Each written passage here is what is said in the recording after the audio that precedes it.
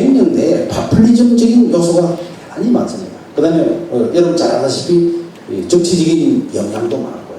그 다음에 대접관도 혼란이 있고 비효율적인 지휘체계, 지금 한참 화두가 되고 있는 지휘체계가 관련된 겁니다. 주로 마지막에 있는 비효율적인 지휘체계에 관해서 제가 여러분들에게 좀 집중적으로 설명을 하도록 그렇게 하겠습니다. 이 백령 내에서의 파퓰리즘적인 요소, 이게 참 대단히 좀 심각한 요소입니다.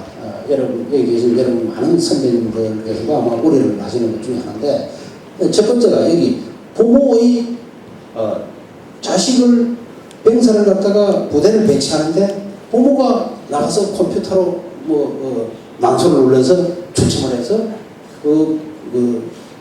자기 아들이 가는 부대를 결정하게 한다는 거. 이 참 황당한 짓거리라고. 이게 파퓰리즘입니다. 또 그 다음에 아까 이야기했던 PKO 해외 파병을 나갈 때는 부모 동의를 받아야 됩니다. 제가 합참부장할 때 이거 없애려고 그렇게 노력했는데도 그게 안 됩니다. 왜 이게 심각한 문제를 내표하느냐면 말이죠. 자, 군에 공부하고 있는 사람들은 20세 이상의 성인입니다. 그리고 외국으로 파병 나가는 것은 헌법기관인 국회의 동의를 얻어야 합니다. 그리고 군인은 명령에 의해서 움직여야 됩니다. 그런데 왜 부모의 동의를 받아야 되는 것입니까? 근데 이걸 없애지 못하고 있는 것입니다. 이게 나중에 이제 이런 것이 오랫도록 만년이 되다 보면 어떤 문제가 생기느냐면, 전시에 소대장이나 중대장이 꼬작할 돌격 앞으로, 위험한 순간에 돌격 앞으로, 그러면 잠시만요, 지금 우리 아버지한테 물어보고 하겠습니다. 이런 일이 생기지 말아요. 제가 좀 극단의 예를 들었지만 대단히 심각한 문제를 야기시킵니다, 이런 것은. 그래서 이런 것들이 백령 내에서는 강하게 없어야 되는 문제인데, 어떤 정치적인 이유 때문에 저도 책임이 있습니다. 왜? 내가 목숨 걸고 없애려고 그래서 못 없애줄 텐데 네가 합참의장까지 하면서 못 없앴다면 네한테도 책임이 있지 않느냐? 저 책임이 있습니다. 저 겸허하게 받아들입니다. 그러나 노력했지만 잘 되지 않았다는 것이 여러 가지 이유가 있다는 것을 여러분들이 이해를 해주시기 바랍니다. 두 번째, 이게 다면평가라는 지금은 없어졌습니다. 과거에 참여정부 시절에 이 소위 말해서 소령 중령들이 대령을 평가하는 겁니다. 이게 이 위질서를 영을 세명으로 하는 군에서는 예상은 없는 일이죠. 일반 조직 같으면 그건 참고 자료로 활용한다고 할 수 있지만 이런 것들. 그다음 마지막으로 병영 생활은 지금 엄청나게 많이 공개가 되어 있습니다. 비밀에 대한 어떤 통제가 잘 안 되고, 또 병영 내에 지금은 최전방 GPL까지 이 공중전화가 들어가 있다 보니까 이 아주 병영 생활이 공개가 되다 보니까 이렇게 되다 보니까 초급 간부들뿐만 아니라 중견 간부들이요, 아주 미축들뿐만 아니라 소위 말해서 선심성 인기 위주 지휘를 하게 되는 것입니다. 그 사람들은 사실 나무랄 수는 없는 것입니다. 한번 생각해 보세요. 저희들이 옛날에 소대장을 하고 중대장을 하고 초급 간부 때는 병사 그 자체만 상대를 하면 됩니다. 그놈을 어떻게든지 위협을 하건 자발적인 복종심을 끌어내건 그 사람에 대해서만 책임을 지면 되는데, 지금은 부모까지 책임을 져야 되는 그런 문제가 생기기 때문에 정말 이 어린 초급 간부들과 중견 간부들이 이렇게 선심성 인기 위주 지휘를 한다는 것이 저는 솔직히 이해가 됩니다. 이건 누가 책임져야 되나? 그럼 수령부에서 책임져야 됩니다. 이런 것은. 이런 분위기를 없애줘야 된다는 것이죠.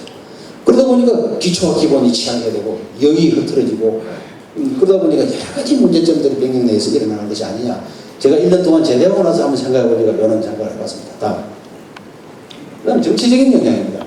이 정치 군인과 군사 정권의 영향, 그 다음에 용두 삼위식 개혁, 이런 것 때문에 국민적인 지지 획득이 곤란합니다. 사실 정치 군인과 군사 정권 때문에 지금 우리 사회의 많은 지식인들, 정치, 사회, 문화, 언론 이런 데 계시던 분들이 많은 때로는 탄압을 받기도 했고, 솔직히 말해서 때로는 수모를 당하기도 했고, 그러다 보니까 이분들이 그 당시 당했던 분들이 군을 곱상하게 볼 리가 없는 것이죠. 그러니까 이런 그때 고통을 당했던 분들이 지금 사회의 주류층에 지금 있는 것입니다. 언론은 또 장악하고 그분들이 언론도 가지고 있고 정치 권력도 가지고 있고, 그러다 보니까 군이 자꾸 그분들로부터 소외를 당하는 것이죠. 그러다 보니 그 여론 때문에 군이 국민들로부터 가까워지지 못하는 그런 이유가 아니냐 복무기간이 지금 22개월까지 단축되어 있습니다. 저는 개인적으로 이 추세라면 복무기간은 1년까지도 줄어들 수 있다고 저는 봅니다. 이 파퓰리즘 때문에요. 여러분 어떻게 생각하시는지 모르겠지만 저는 분명히 이런 추세로 가면 1년까지, 12개월까지도 줄어들 수 있다고 저는 그렇게 봅니다. 이 대단히 심각합니다. 소위 말해서 22개월이면요,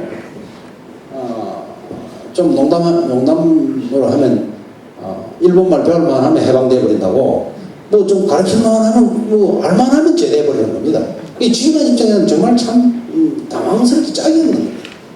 숙련 기간이라는 게 있어야 되는데, 어느 정도 전사로서, 워리어로서 써먹을 수 있는 정도의 수준이 될 때쯤 되면 제대해 버리는 겁니다. 이 군을 책임지고 있는 지휘관 입장에서는 매우 당황스러운 그런 문제죠. 진급 인원수의 안배, 이것도 정치적인 이제 이슈 때문입니다. 근데 뭐 장군을 대령에서 중장을 진급시키는데, 그 뭐 호남 사람 뭐 10명 됐으면 경상도 사람도 15명하고, 충청도 사람도 15명하고, 뭐 서울 경기 이쪽도 한 10명하고, 이게 말이 됩니까?